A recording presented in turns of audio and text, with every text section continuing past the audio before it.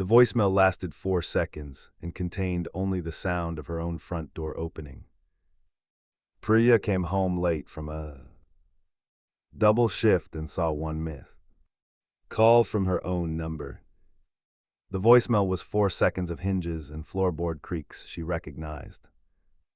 She lived alone. The door was locked.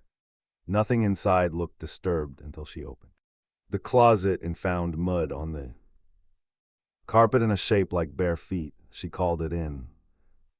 Police found no forced entry and suggested a pocket dial glitch.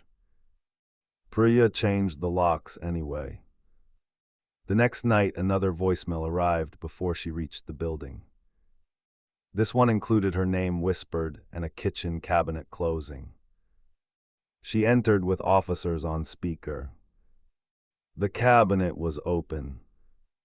A mug she had thrown away last week sat washed on the counter. Forensics pulled a partial print that matched Priya's right thumb exactly, down to a scar she got at 16.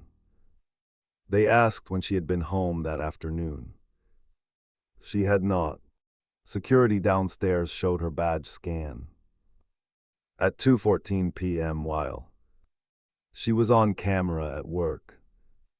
At 2:15, the elevator camera showed her stepping out on her floor, hood up holding the same mug.